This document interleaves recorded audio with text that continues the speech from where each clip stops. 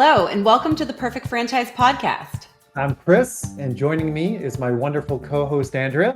In this podcast, we're on a mission to help you discover all that franchising has to offer. We'll explore expert strategies, interview successful franchise owners, and give you the tools to make informed decisions. So whether you're considering your options or you're ready to take that plunge, we're here to support you every step of the way. So let's jump into today's episode. Hi, everybody. Welcome to another episode of the TPF podcast. Today, we're super excited to have Michele Popelka, brand president of Next Day Access. Michele, welcome to the podcast. Good morning. I'm excited to be here. Thank you guys so much for having me today. Yeah, we're really glad to have you on, Michele. I think this is a great brand and a lot of different pieces to this. So start us out. Give us sort of the origin story, and then also tell us a little bit about what you do at Next Day Access. Yeah, absolutely. So the company is interesting. It was founded by three brothers who today continue to own a supplier company called American Access that we have an exclusive relationship, and they manufacture aluminum ramps. So you can see how it was a natural iteration for them to move into actually installing those ramps. And that is how Next Day Access started. So that was in 2010. In 2012, they decided to franchise. And fast forward to last year, 2024, early spring, they sold to the company that owns us now, which is Riverside. And we are part of our portfolio of brands called Best Life Brands, whose mission is to help the aging population. So we have a variety of companies that help with things like estate sales, in-home health care, medical in-home health care, finding locations for people. And then, of course, Next Day Access, which is just an absolutely natural tuck-in because we help people live longer and live a better life inside of their homes, which is really a social trend that's happening right now too. And so people can access different areas of their homes. They can access different areas of professional spaces. And so really it's our mission to help understand the client's liabilities and opportunities and find the right solutions in their home or in their business to make sure that they can move around and have access to everything that everyone else does. Yeah. So I was going to say, you said ramps, but then you kind of talked about going inside. So it's not just ramps to get in and out of a house. There's more to it then. There's way more to it. So ramps was just that first iteration born out of the manufacturing side of the business.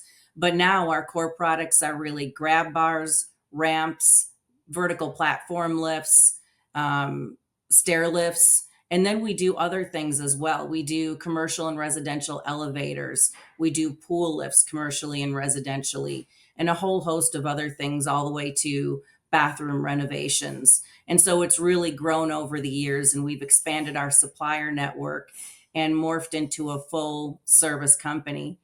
And we really take a different approach than some of our competitors do. We really look at the situation that the client is in. And we say, okay, well, you may have called us for a ramp, but let's really understand what's happening in their space and in their environment. And let's make sure they understand all of the products and services that could help them just live a better life. And so we really take that approach, a consultative approach, and it makes us distinctly different than some of the others in the marketplace who are focused on just a product sale. Yeah. Michele, I love, and I know Andrea does too, here at TPF, we love any business that is kind of attached to the aging population. What do they call it? The silver tsunami. So, if you get to ride that wave, it's always a good start for the business. But we've talked about residential. It's my understanding, is there some commercial applications to this as well? And what's that look like? Yeah, there's a tremendous amount of commercial application as well. So we work with hospitals, we work with schools, we work with the state. For example, we do all the temporary ramping for the Texas State Fair every year. So there's just a variety of commercial spaces that we work in as well. And in the hotel sector, hospitality. It's interesting. Contractors do not like to deal with accessibility products. They really don't have that expertise. So very often the contractors themselves will call us and say, hey, we're putting up a hotel and we need 2 pool lifts. And so we end up doing a lot of that work for construction companies as well. So it's really robust in the commercial space for us as well, and beyond the aging population. I mean, that's a win no matter what. You're helping people, and you said there's a silver tsunami, so the marketplace is there. But we help a lot of other people too. Help people who have children with disabilities. We help workers comp cases. We help people who just have a temporary injury and just need maybe a temporary ramp or a threshold ramp. So it's certainly not limited to that. It's limited to anyone that has mobility issues, whether they're temporary or permanent or commercial or residential. So Michele, you're talking a little bit, there's seniors, so they're getting older, but then there's also people with disabilities. Is this something that's covered by medical insurance if you get into sort of that injury, disability space? Is this something that'll be covered? Well, that's a big it depends. So the most common payors is private pay. By far, it's private pay. And then you have also entities like the Veterans Association, insurance companies, specifically workers' comp, as I just mentioned, workers' comp insurance is the payor very often. And then Medicare doesn't really pay, but Medicaid has a division that does pay for some DME, durable medical equipment. And so there's some of that. If you're thinking, just the traditional health insurance we have, it's not as common. That's more of a private pay situation. Okay. So, Michele, you keep using this term. We help seniors. We help those with disabilities. We help those with workers' comp. We help. I'm thinking though, if I'm somebody that wants a business that's very meaningful, that really contributes, that helps people, that truly provides a service. But what if, boy, I'm not cut out for the trades. I'm terrible with a hammer. I don't even know how to put in a grab bar. Um, can I be a next day access franchisee? What are you looking for in a franchisee? Because this is ultimately a home service. It's a trade related franchise, right? Yes, yes. There's some levels of construction. So how important is that, or how unimportant is that, and what are you looking for? What's most important to us is that the mission is something that you're passionate about. That's part of our company values. It's practical and required that you have some business experience, if it's not the trades. Some business experience, certainly sales experience, networking experience. Those things are going to help you connect with the community so that you have the opportunities to serve others with our products and services. That's really important. We have a robust training program. We do 10 days in person, and it's really a beginning to end training. So you learn how to generate leads all the way through the operational and logistics portion of it. And there's also very robust hands-on training that will teach people the trades. So I think it's really smart when business owners in general learn the trade. That's a part of what they do, whether it's a haircutting franchise or specifically any franchise where there's a trade involved that requires licensing, or your employees can hold you hostage if you don't know something about what they do. And that's a dangerous place to be in as a business owner.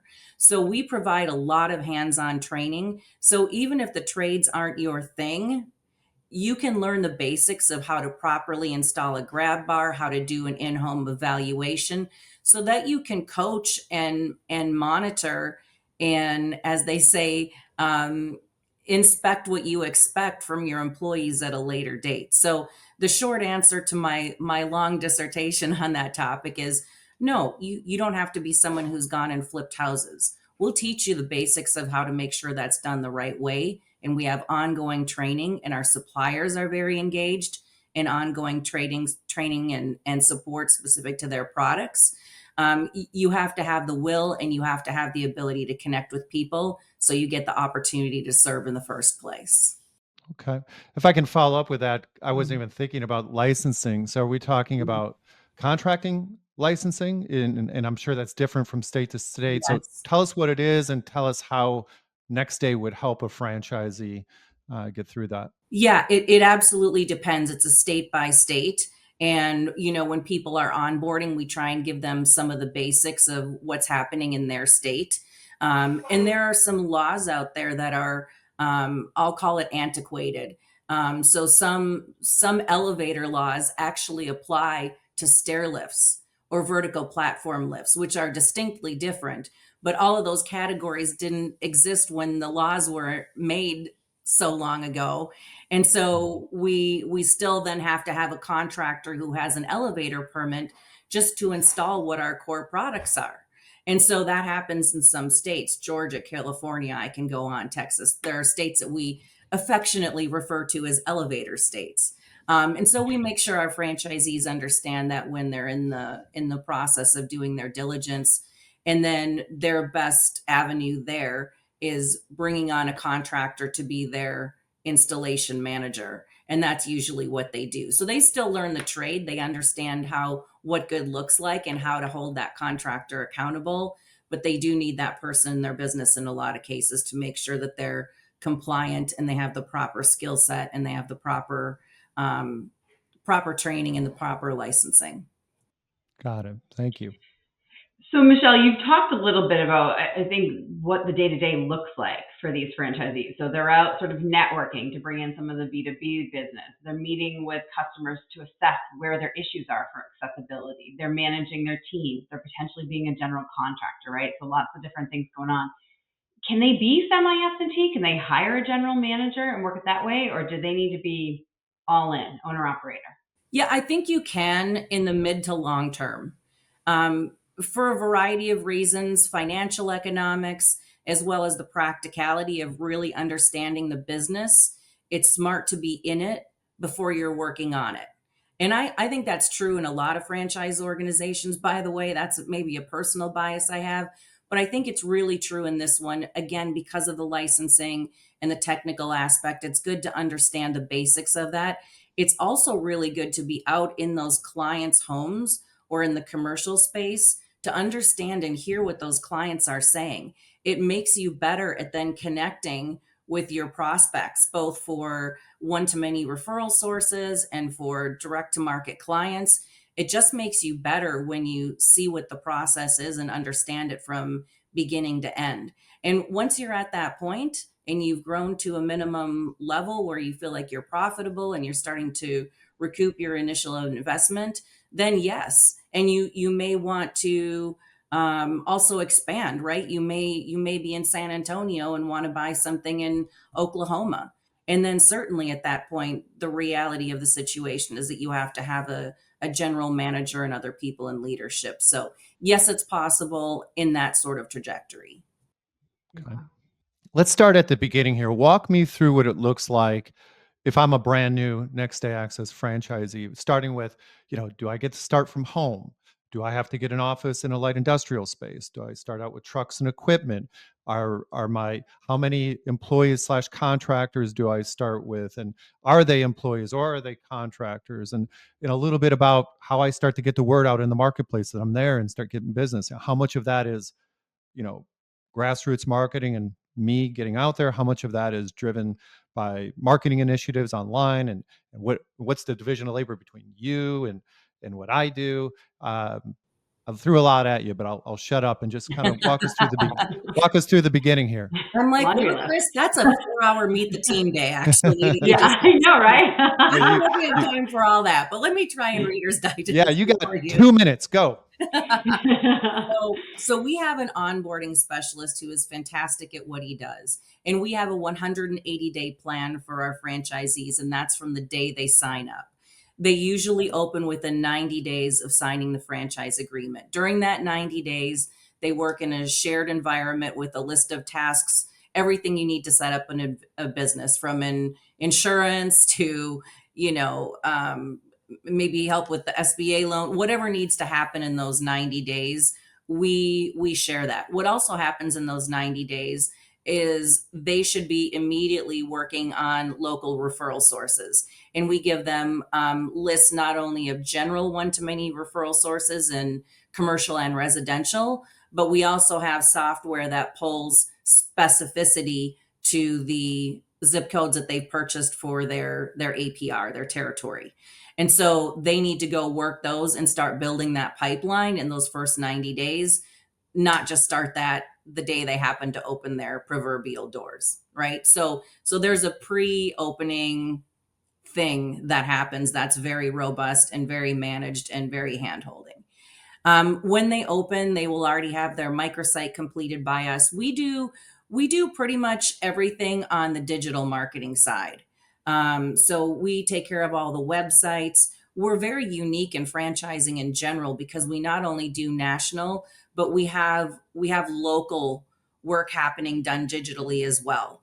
And so that's a real uniqueness to us. So we're helping to, I'm not gonna put pool lifts in Minneapolis in January, but I'm darn sure going to have them in Miami and Dallas. And so we customize those microsites with the help of some third parties. And so that's pretty unique in the franchising space. So we're heavy on the digital side. The franchisees are really responsible for that local networking. And we all know referral sources close at least at a 30% better rate than anything else, depending on the industry, depending on this, that, and the other thing. But that's the bread and butter. Our digital marketing is excellent, but you have to go make relationships in the community and you have to nurture those relationships. And so that's obviously the responsibility of the franchisees and their teams, and why we ask them to start that, the day they sign the papers, if they haven't already been doing it, testing the waters before. So we work through all of that with them. We also task them with making sure they get Google reviews. A year ago, we were only 30 territories. We're 74 now. We have over 5,000 Google reviews, and it adds to credibility. It helps search, it helps everything, right? And so that's the franchisee's responsibility as well. But we help them understand how to do that, how to speak to the customer about getting that review, et cetera. And so then they have the 10-day on-site technical training. That's just right before they open. That's, as I described it, soup to nuts. From the day you walk in the door, have the first conversation with the client until you ask for that Google review when the work is all done, and everything in between. And our suppliers participate heavily in that, especially on the technical training side. And then, like most franchise companies, they sort of graduate then to franchise business consultants who continue to work with them. Our technical trainer continues to troubleshoot with them as they're learning and onboarding. And then we have another 90-day plan after that to make sure that we're managing, monitoring, looking at their financials, making sure they're developing those leads, making sure our digital marketing is optimized, and so forth and so on. So without giving you 4 hours of meet the team day, that's the short version of what happens for that franchisee from the day they sign until 90 or 100 days after they open. Awesome. Thank you. You did a good job, Kris. You boom. hit on all those points that you had. That's great, Michele. So, Michele, obviously a lot of support, a lot to get this up and running. It's a home service business, but I hear some of the franchisees do open sort of a brick and mortar location. Help me understand that. Is that a requirement? Is that something they need to grow into? How does that play into this? Yeah, it's not a requirement. What is a requirement is that they have some kind of storage space, because we do require some minimum amounts of inventory. And that storage space serves a second purpose, which is having a commercial address for Google's purposes, because they don't particularly care for home addresses. So it kills two birds with one stone, so to speak. So it's not necessary right away. It can be something that you grow into, and people tend to grow into it rather quickly. They find multi-use commercial spaces where they can have just a very small office in the front and then the warehouse space in the back. And then I'd say maybe a quarter or more of our franchisees also have showrooms. And so they have more DME type products. So think scooters, temporary ramps, wheelchair rentals, things like that they have in their showrooms. And that just depends on their market and their financial model and all sorts of things that you think about in business before you expand into that area of the business. So the shorter answer is they could home office conceivably with a commercial storage space in the short term, and then expand into a larger space going forward. Okay. Thanks. Michele, and I don't know if you can answer this or if you have statistics, but I'm curious. I've found that a lot of businesses that are directly connected with the aging population, let's talk residentially for now. A lot of times the customer isn't who you think. I think naturally people assume the customer is the 80-year-old. But what I've learned since now my parents are around that age, that the customer is actually me. I'm the one that has to head things up and get things done for them. So, you have any insight into that? I do. I'll tell you a quick story, and this is not an original. This is courtesy of one of my team members. He was in the home, sitting around the table. It was people like us who have aging parents. The parent was there, fully lucid, fully intelligent, no issues. And he understood that the adult children were absolutely the payor. And so he was speaking primarily to them. We did not win that job because the parent said, he didn't speak to me, and this is about me. So you are absolutely right. You do not know who is paying at first. You do not know who the decision maker is. Perhaps the adult children were paying, but the aging parent was the decision maker. So you really have to spend some time and assume that everybody has that proverbial and literal seat at the table, and make sure you're having that discussion with everyone and assume they're all decision makers until you find out otherwise. So that's a very astute question, and that is absolutely true. And then, of course, the other payors that we discussed, like insurance or the VA, or other sources like that, where we get paid as well. Nice. So that point, I guess Kris is making too, is your marketing isn't just going out to people that are sort of aging population. You're targeting a broader audience because it just depends on who's going to see that marketing material and then Yeah. call to see if you can help them, support them. Yeah. And you really see a variety of ages, and you just see a variety of people in our marketing and advertising for sure. Yeah. So Michele, kind of, to tie this together at the end, with this population, you mentioned sort of needing liability insurance. Are there challenges with this business? Anything in this industry that you face as you get into that aging population? Anything to kind of think about as next day access, and what are the challenges that are out there?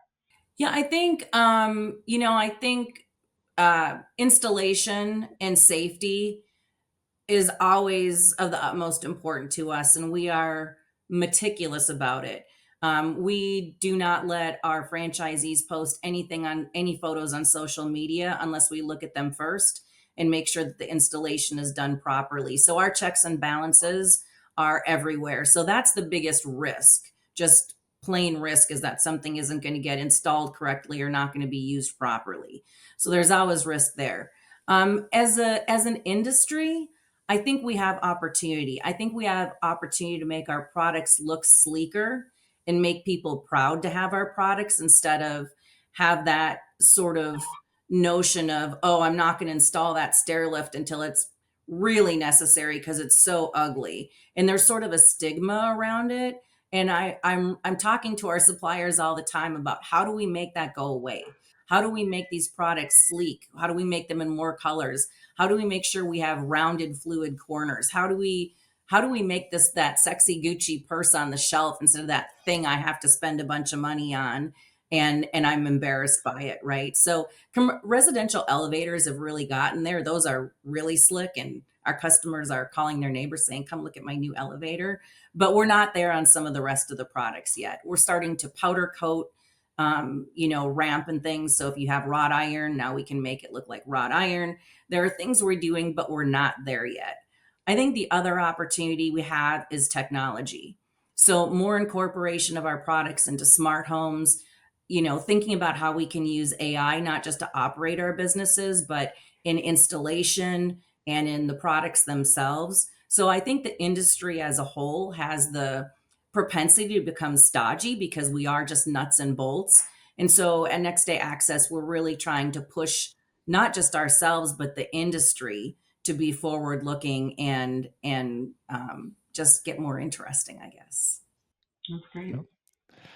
So we're going to change tacks now, Michele. This has been great, but Before we wrap up, we always like to ask our guests 2 rapid fire questions. And these questions are not about Next Day Access specifically. These are questions aimed at you, a franchising veteran and expert, and just general advice you'd give to folks. So the first question is, what's one piece of advice you'd give to somebody who's seriously researching franchises and seriously considering becoming a franchisee of whatever system?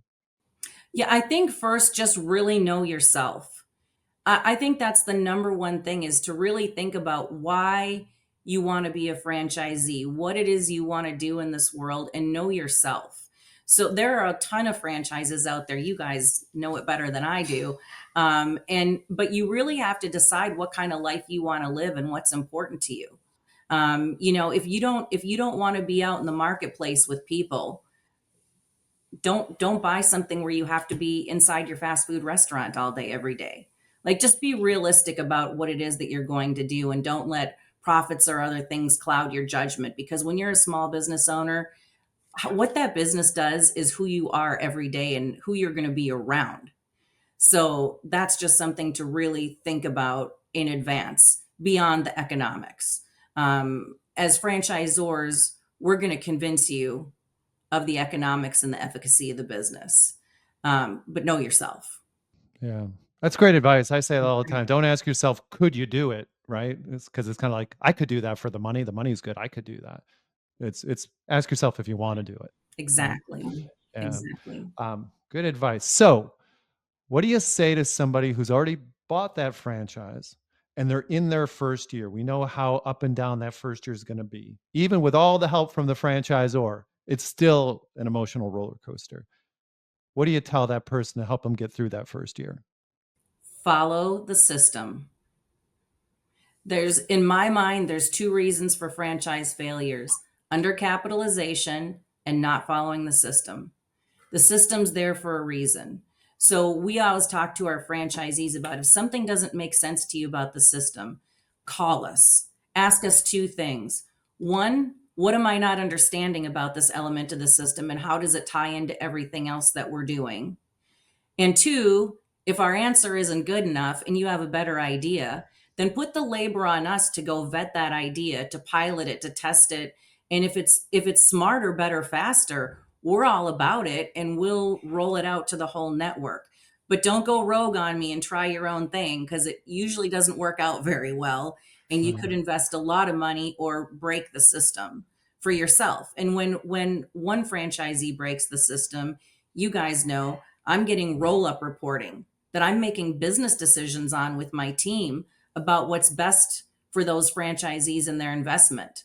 So if I'm getting skewed data because people are going rogue and doing their own thing, we are not making the best decision to help the network, and we are not properly protecting the investment. So it's all tied together, and that communication and that openness to keep re-examining the system and have open dialogue about it is absolutely key to sustainability, and it's key to the individual franchisee's success. Yep. That's great advice. She's good at these rapid fires. She's got these down. That's great. I love that, Michele. I think really helpful information. And thank you so much for coming on. I think Kris kind of started out by saying we love stuff in sort of that aging senior care population because we know it's such a need. Kris and I are both going through this with parents. And so we know that there's need out there, and everybody else does too. And so I really appreciate you coming on, telling us about Next Day Access, but seeing it as sort of that mobility, accessibility. It's not just for seniors. It's for people that maybe are injured or have a disability in addition. So there's a lot of value here in both the customer space as well as in the commercial space. So really appreciate you coming on today. If you're thinking about franchising, remember that while there's no one size fits all, the perfect franchise for you is definitely out there. To explore your options, visit theperfectfranchise.com and click on Let's Talk to schedule a call with one of the consultants on the Perfect Franchise team. We look forward to connecting with you on our next episode.